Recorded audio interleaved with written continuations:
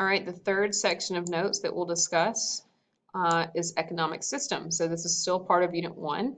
Our essential question, how do different economies make decisions? So we just discussed all the factors of production. We have land, labor, and capital. Now, what's unique about different economies is depending on their system, if it's whether the government itself decides how the factors of production are going to be used to create certain things, or it could be a market economy where the people decide how to use and invest their three factors of production. So use the space in your notes to respond to the prompts below. Write in complete sentences. First, what do you think is an economy? We kind of have already talked about that in one of our other questions. There's other sets of notes. What does the economy look like in the U.S. and how do you as a citizen participate in the United States economy?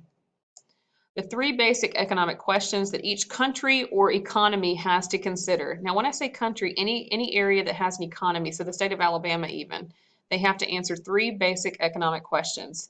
What goods and services should be produced? How should these goods and services be produced? And who is going to consume these goods and services? So how does the U.S. answer the three key economic questions? It is dependent upon our goals. So depending upon what the U.S. wants to do, that is kind of how they're going to produce things. Now, obviously, a big push right now is healthcare.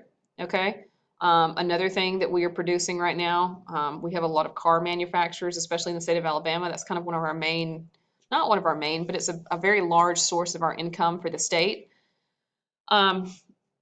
Economies should prioritize, or sorry, what should economies prioritize? Because of trade-offs, economies must choose what to focus on and where to spend resources because there are not unlimited resources. So economy has to decide what they're going to produce based on the resources that are available.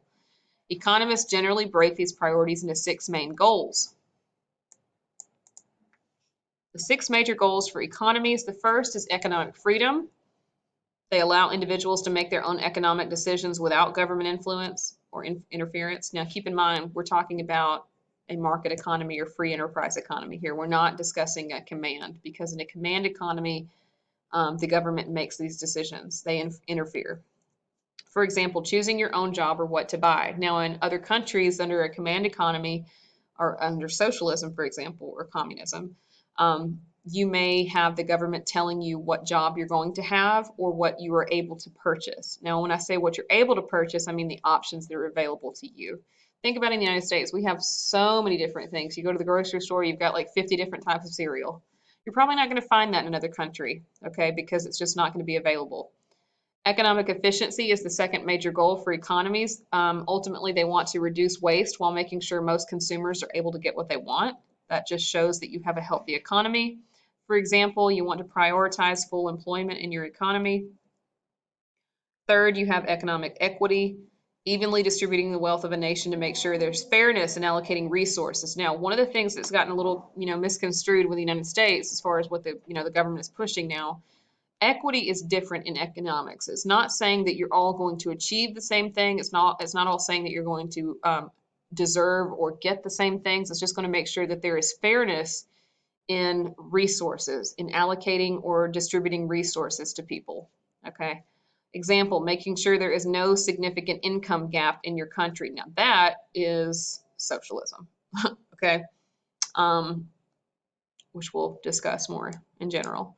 Now you also have what is known as, equity in education, and that just wants to make sure that, people receive fairness, that they are all having access to the same resources, because if you're going to make public education, it needs to be fair. Number 3, 4. Wow. Economic growth, improving the standard of living through innovation and economic growth. So standard of living is something that we will look at to measure the success of a country or an economy. So depending on how much people make, depending on how long they live, depending on the birth rate, the death rate, okay? Those are things that we look at to, gather this information as far as the standard of living goes. It shows how healthy a country is doing or an economy is doing. For example, fostering growth in technology. 5, economic security, supporting and providing necessities for the poor or disadvantaged. For example, making healthcare a reality for all members of the society. That is an economic goal in certain economies, not everyone. Okay, in a free enterprise economy, that means that you would have more government regulation for healthcare, and that would actually take away, um, that would become more government regulated. You're leaning towards socialism there.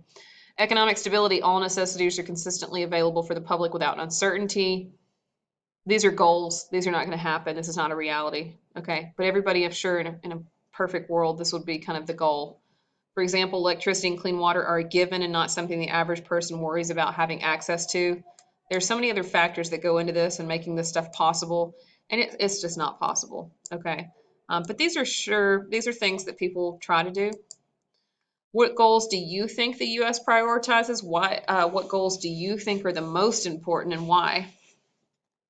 So, what is an economic system? It answers the three basic questions for a nation or society. Remember, those three basic questions are: what goods and services should be produced, how should they be produced, and what or who consumes these goods and services. So economic systems determine production, distribution, and consumption. If you live in a free market economy, that means that the people or the public, the private sector actually determines production, distribution, and consumption. If you live under a free enterprise economy, you would have some regulation. The government would be in there somehow, and they would, determine some of those things, but not all. And if you live under a completely command economy, that means the government determines all of it. They answer the three basic economic questions. So now we get into the types of economies. You have a traditional economy.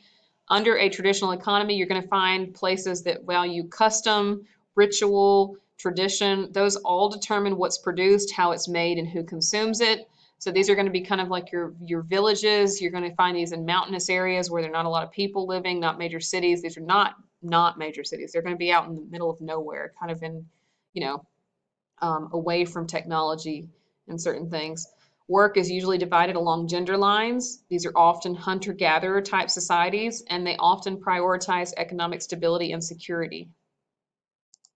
A command economy. All economic decisions are made by the government, usually a dictator, historically ruled by a king/queen, emperor, or dictator. Usually requires citizens to work certain jobs or build things that benefit the ruler or the ruling class. They prioritize economic stability, and socialist countries theoretically prioritize economic equity and security at the cost of economic freedom or growth. So this is what you're going to find in your communist nations, any country across the world that practices under socialism. And by the way, whenever you hear the phrase democratic socialism, it's still socialism, okay?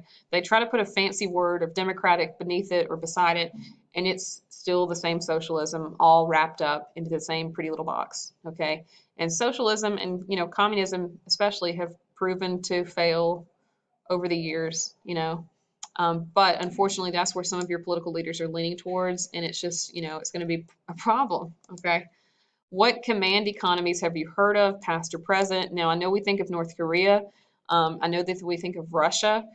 China is also a kind of a command economy. Well, I say that. They're kind of a free enterprise, kind of not, okay? They do understand the value of money and making money. They used to be very heavily regulated by the Chinese government because they know that there is an incentive there for them to make a lot of money. They've kind of changed or shifted their ideals. You also need to look at some of these other countries over in Europe, okay? And then you can kind of get an idea. Now, Canada, socialism, okay? Their healthcare is completely socialized medicine, and we'll go into that, and I'll explain kind of what that is. A free market economy. All economic decisions are made by individuals and businesses with no government regulation. This is the type of economy that Adam Smith describes. He talks about his invisible hand, how goods and services are efficiently allocated without a government overseeing distribution. Under a free market economy, they prioritize economic freedom, growth, and efficiency at the cost of economic equity. What is a mixed economy? All economic decisions are made by the government and individuals. In the modern world, most economies fall into this category, though they usually favor the characteristics of either market or command. Government usually oversees or regulates markets, while individuals have a degree of choice, and the government usually provides some goods and services. So, for example, in a mixed economy, it makes sense, Okay, it makes sense for you to have a police force. It makes sense for you to have a fire department because in a completely free market economy, you would not have those things. So it makes sense for the government to get involved and provide those opportunities for the public. Also, we talked about earlier for government intervention. For one of your assignments, you had to look into different departments and different areas in the government that regulate part of the economy. For example, the FDA. Another example of government regulation or intervention we talked about is minimum wage. Okay. And that's a big discussion right now. They're trying to decide whether or not they want to raise the minimum wage. I'm trying to remember what it is. I don't even remember. It's been so long since I've not had a salary job. But that's a discussion that, the government is involved in. So that means that as government econ overlaps, now you understand why it's important for you as a citizen to get involved with your politicians. So last slide, which economy sounds like the US? Explain which economy do you think works best and why? So you're just going to answer these questions and I will just check off to make sure that you have attempted. That is all.